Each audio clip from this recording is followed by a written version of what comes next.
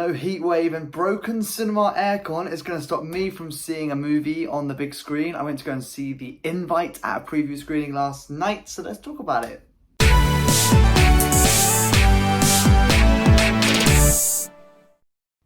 Hey, welcome back to the video, a brand new movie review. Today I'm talking all about The Invite, which is brand new in cinemas across the UK from the 3rd of July. I saw it last night at a preview screening with a cinema that had broken aircon. We'll talk about that in just a second. Before we start talking about the movie though, as always, a friendly reminder, these are just my thoughts. Don't let this dictate whether or not you go and see it. You might see it and feel totally differently to me.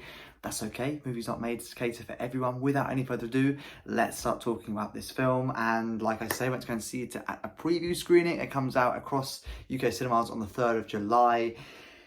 We are suffering right now. I don't know if you can see, I'm actually sweating because it's just so warm right now in Brighton. I'm dripping. And the cinema in Brighton had a broken aircon when I went to go and see this film. They actually said to us, you can kind of choose not to go in and then we can reimburse you somehow. But I thought, I don't know how you're going to reimburse me because I've not paid anything to see this film.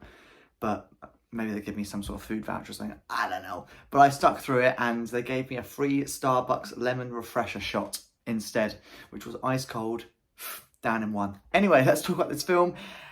I was a bit excited for this film. I won't say only a bit. It kind of gave me vibes of like The Roses, which came out last summer. Mixed kind of, I don't know. It was mainly The Roses type vibe, which I really enjoyed. You know, I really enjoyed The Roses.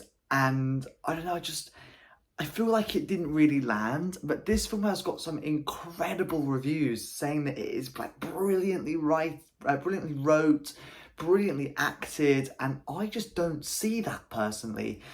I just thought it was really, because it's set in an apartment, I just thought it was really like constricted in what they could do. And after a while, it just felt like I've been watching the same four walls for the last 90 minutes. The characters I felt were really questionable. I didn't understand their motives and their reasonings behind what they were doing, why they were doing it. I don't know, there was just not enough context for me in terms of what this story is. I don't think the setup was enough. I liked the way that they sort of introduced the film straight away. We weren't really faffing about. We did go straight into the movie, straight into the storyline. But I think while they did do that, which I appreciated and I enjoyed, I just feel like we had no context surrounding who these couple are, who the couple from upstairs is. Like, I just didn't really get it. And I said it in my movie review Disclosure Day, actually. On the surface, this story makes sense. Like, watching it, it all makes sense. But if you actually begin to ask the question, why, it low-key doesn't make sense. And I'm sort of sat there going, I don't really understand it. And I don't understand why these freaky people from upstairs want to do this stuff without spoiling this film. Do you know what I mean? I don't know.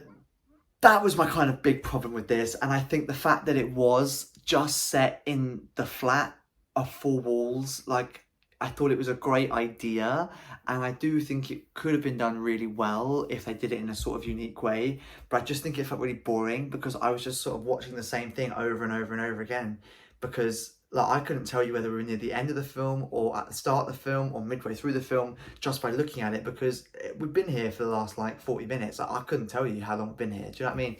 So that was my big flaw with this film. On the whole, I thought the acting was pretty good. I really enjoyed Seth Rogen in this movie. I've never really watched him in anything before. I know of him and I've seen him in bits and bobs, but I can't memorably think of anything else that I've watched him in. Maybe I'm going to get slammed. I remember saying that about Ian McKellen and I got slammed in the comments section before. I don't know, but I don't remember seeing him in anything. Maybe he's voiced characters for animated movies or stuff, but I really enjoyed it in this film. I thought he delivered quite an honest performance, and I liked the fact that it was really like realistic. It wasn't, you know, really dramatized for this movie. It was realistic and it was simple and effective. And, you know, while I don't necessarily think the material he was given in terms of this film as a whole was the greatest, I thought he did do a decent enough job with making this a good enough film.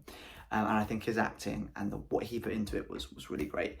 The humour throughout this film is fine. There's a lot of jokes that I found funny. There were a whole heap of jokes that I didn't really find funny. I didn't feel like it landed, I think is the right way to describe it.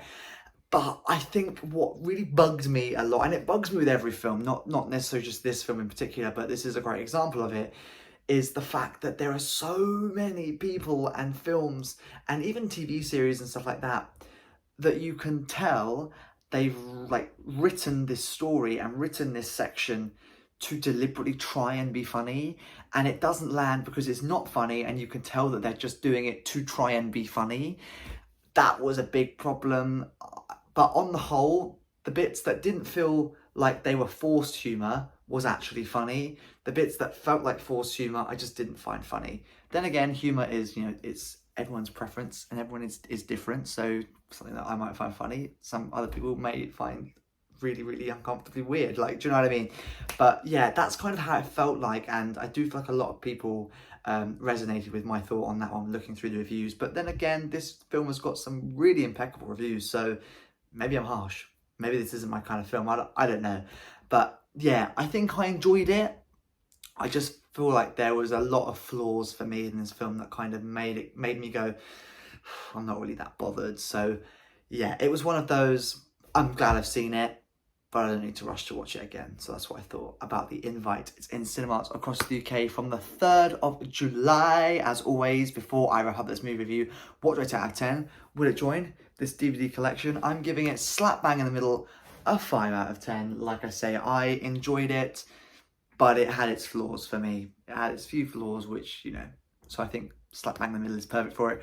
Will it join my DVD collection? No, like I say, I don't need to rewatch this film. I've got what I needed to out of it. But it's one of those ones that I'll check out on the big screen and then that's it. I've seen it. I don't need to watch it again. So no, it won't be joining my DVD collection. But there you go. Like I say, everything that I've got to talk about The Invite is in this movie review right now. In the description below, as there always is the movie plot, a link to the movie trailer, as well as a link to my movie review playlist. It features every single movie review that I've ever done. More to come soon, including what feels like our 12th Minions movie. Minions and Monsters is brand new in cinemas next week. I'll be checking that out very soon, as well as the latest addition to the DC franchise. Supergirl is brand new. I'll check that out and you'll hear my thoughts on both of those very soon. Other than that, thank you very much for watching this video, and I shall see you in another video and hopefully one of those movie reviews very soon.